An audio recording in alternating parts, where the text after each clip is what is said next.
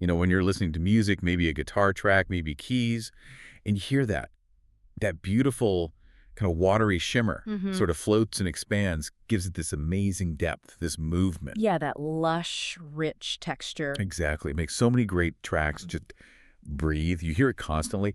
But where did that sound, that iconic sound, actually start? Like, what was the first thing that gave musicians that magic? That is precisely what we're getting into today. We're talking about the Boss CE1 Chorus Ensemble. It came out way back in 1976. 76. Okay.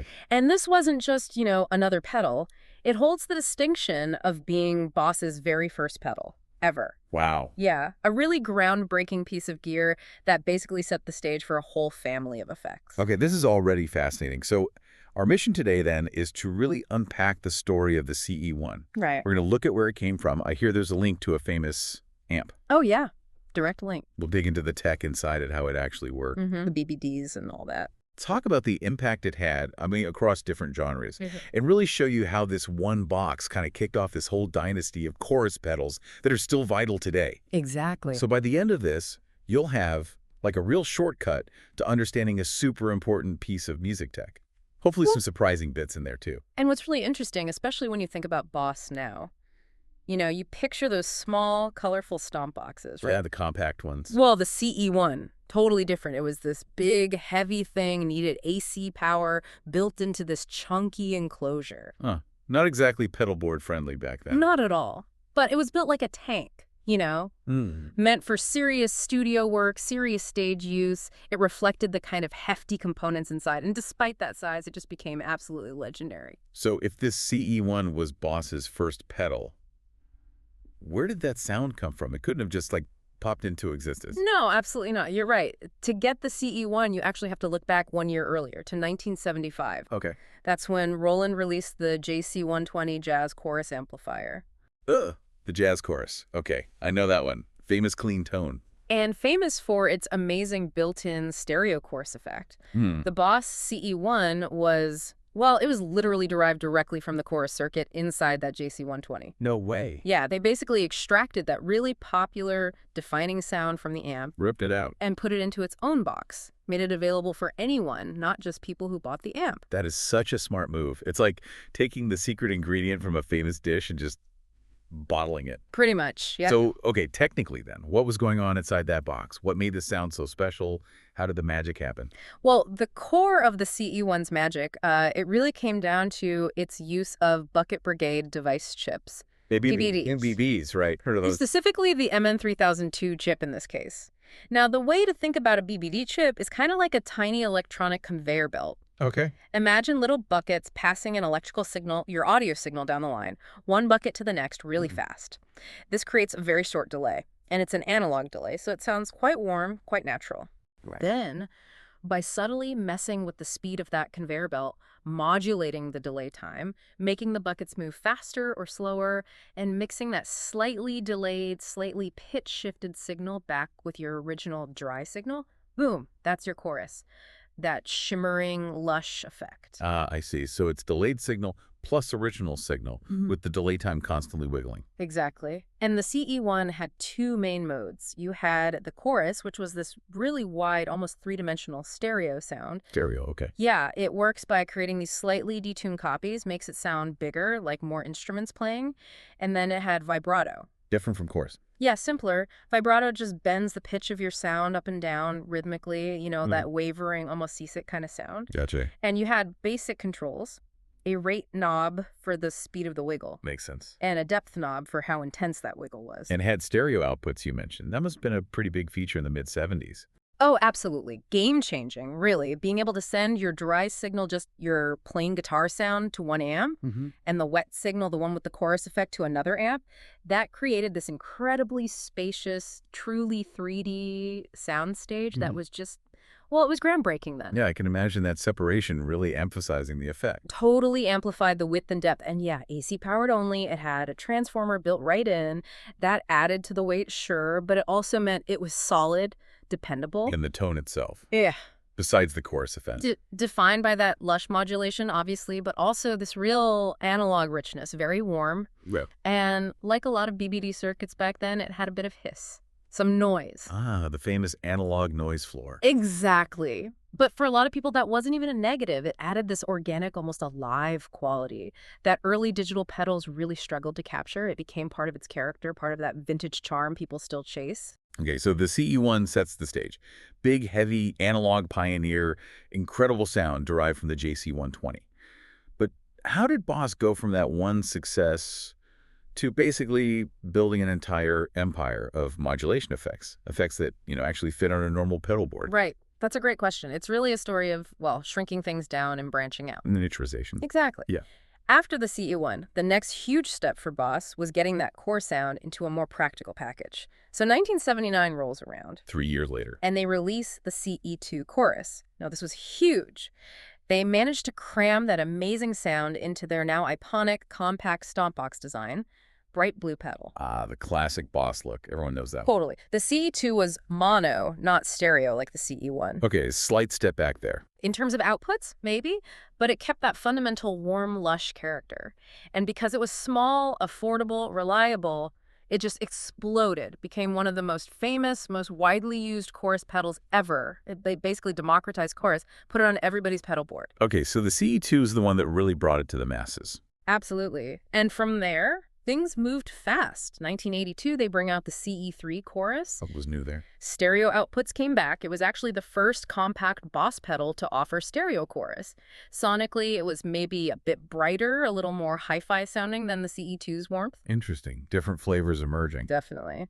Then jump forward to 1991, you get the CE5 chorus ensemble. This one added high and low cut filters, giving you more control to shape the tone, make it fit better in a modern mix, maybe. More tone shaping. Makes sense. And crucially, Boss realized chorus wasn't just for guitarists or keyboard players. In 1992, they launched the CEB3 bass chorus.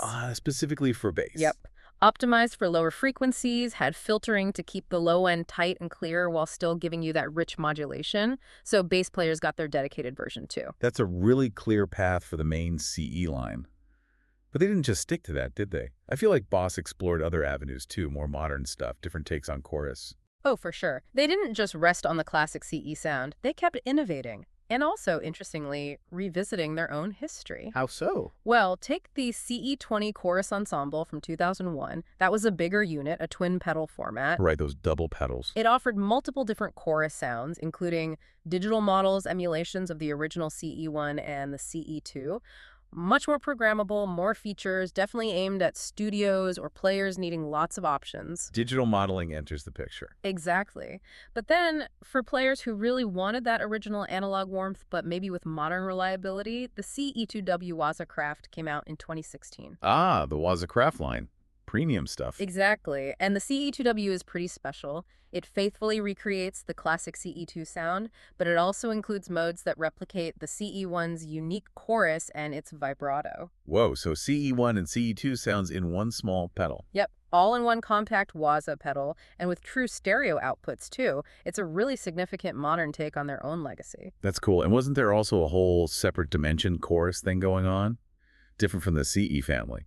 Yes, good point. A totally distinct branch and really highly regarded, focused on a different kind of modulation, the DC2 Dimension C that came out in '85. Dimension C. It was famous for being incredibly subtle, really spacious stereo modulation, but without that obvious swirl or wobble you often get with chorus. It just adds this dimension, hence the name. How did you control it? Super simple, just 4 preset push buttons. You pick a dimension, no knobs. Minimalist. Very. That evolved into the DC3 Digital Dimension in '88, which was digital and actually did have adjustable controls. And just like the CE series, this dimension idea got the Waza treatment too. Let me guess, DC2W. You got it. DC2W Wazacraft, released in 2018. It's a faithful reissue of the DC2 with the button presets, but it also adds a second mode based on a sought-after Roland rack mount unit, the STD 320 Dimension D. Wow, that's quite a family tree stemming from that original big CE1 box. It really is. Shows how one really strong initial idea can just branch out and inspire so much variation. So thinking about that original CE1, who were some of the artists who really grabbed onto that sound and made it iconic, put it on the map. Oh man, the list is pretty impressive and diverse. Its sound just worked across so many genres. Andy Summers from The Police is probably one of the most famous users. Right, that shimmering police guitar sound. Absolutely. Signature CE1. Then you've got John Frusciante from the Red Hot Chili Peppers, used it tons on his clean tones. Oh, yeah, you can hear that. Peter Hook Joy Division, New Order, used it on his bass. That high-up melodic bass playing with chorus became the sound of post-punk bass for many. Definitely shaped their sound. Tony Banks from Genesis used it on keyboards, creating these huge atmospheric soundscapes.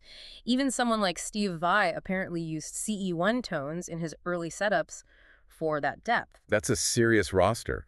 Real heavy hitters across the board. Totally. So, given that history, that impact, I'm guessing finding an original vintage CE1 today isn't exactly easy or cheap? No, definitely not. Vintage CE1s are highly sought after. Collectors love them. Players who want that specific sound love them. They often go for premium prices. Yeah, I bet. And that's despite, the size, the AC power thing, and that characteristic BBD noise we mentioned, especially when you compare them to modern, super quiet digital pedals. Right. But that unique analog character, for many, it's still unmatched. The fact that there are so many clones and emulations, both analog pedals and digital plugins trying to capture the CE1 sound, that just tells you how foundational it was. So someone who wants that vibe today, Yeah. but maybe doesn't want to hunt down or pay for a vintage one, you mentioned the Waza pedal. Yeah, for getting closest to that original CE1 vibrato mode plus the classic CE2 chorus in a modern, reliable pedal, Yeah. the Boss CE2W Wazacraft is probably the go-to recommendation for many people. Okay, good to know. So let's kind of pull this all together. After this deep dive, what's the big takeaway? What does the story of the Boss CE1 really mean for us as people who listen to and love music? Well, the Boss CE1 chorus ensemble, it wasn't just Boss's first pedal. That's historically interesting, sure. But it was really the genesis, the starting point for an entire dynasty of chorus effects that fundamentally shaped how we think about guitar modulation, keyboard modulation, Right. really for decades. Right. That warm analog Bucket Brigade sound, the lush stereo spread it offered, and knowing it came directly from the legendary Roland JC120 amp, it just set the gold standard. And even with its quirks, the size, the power chord, the noise, the CE1 is still this legendary piece of gear.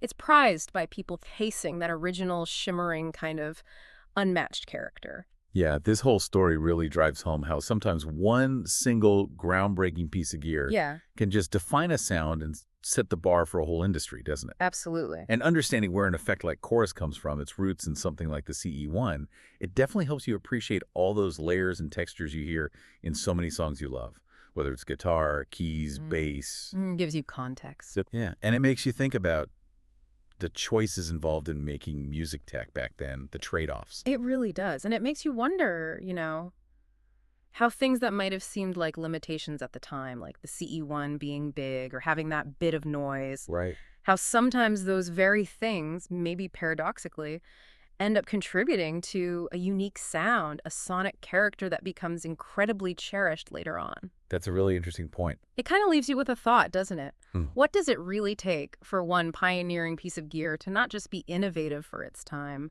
but to keep influencing new designs, keep inspiring artists almost 50 years down the line? Yeah. What other firsts out there have had that kind of lasting, beloved impact, even with their initial quirks? Makes you think.